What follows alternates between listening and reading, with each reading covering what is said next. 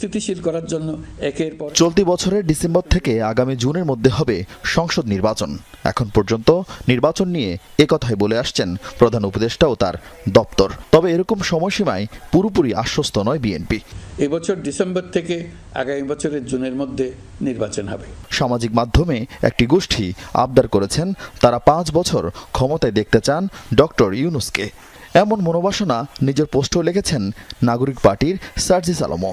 স্বরাষ্ট্র উপদেষ্টাও কথা ছলে বলেছেন অনেকে চান এ সরকার 5 বছর থাকুক।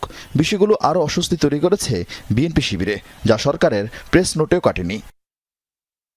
পরিস্থিতি যখন এই, তখন বিএনপি বোঝাবো যে আপনার প্রতিশ্রুত মতো ডিসেম্বরে যে নির্বাচন আপনি দেওয়ার জন্য আমাদেরকে আশ্বস্ত করেছিলেন, জাতিকে বলেছিলেন, সেই কথাগুলো যথাযথ প্রেস ব্রিফিং এর মাধ্যমে আপনি ঘোষণা দেন, নির্বাচন কমিশনকে ইনস্ট্রাকশন দেন, জাতীয় সংসদ নির্বাচনের প্রস্তুতি সহ অন্যান্য কাজ সমাপ্ত করে।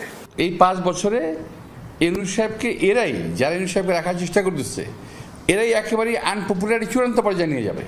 ওনার সমগ্র অর্জন শেষ করে দেবে, পাশাপাশি দেশটাও শেষ করে দেবে।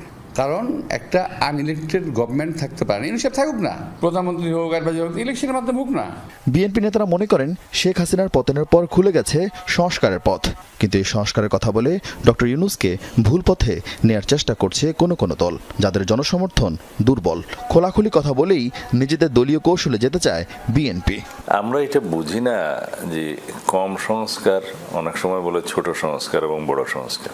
আমরা 31 দফা জাতির সামনে উত্থাপন করেছিলাম এই সরকার প্রতিষ্ঠিত হওয়ার আরো 1-1.5 বছর আগে।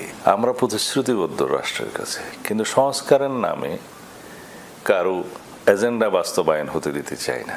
হয়তো ইউনূস সাহেব নির্বাচন দেওয়ার জন্য যথেষ্ট সচেষ্ট আছেন, কিন্তু ওনার আশেপাশে যে আওয়ামী বাহিনী এখনো লুক্কায়িত আছে, তারা আমাদের চিফ অ্যাডভাইজার সাহেবকে অন্য পথে পরিচালনা করতে পারেন। এরকম সম্ভাবনা থেকেই আমরা ওনার সঙ্গে একটু কথা বলতে চাই। নেতারা জানান মহাসচিব মির্জা ফখরুল ইসলাম আলমগীরের নেতৃত্বেই বৈঠক হবে প্রধান উপদেষ্টার সঙ্গে। এরপর কি নির্বাচনের প্রস্তুতি নাকি নির্বাচনের জন্য কর্মসূচি নির্ভর করছে বৈঠকটির উপর।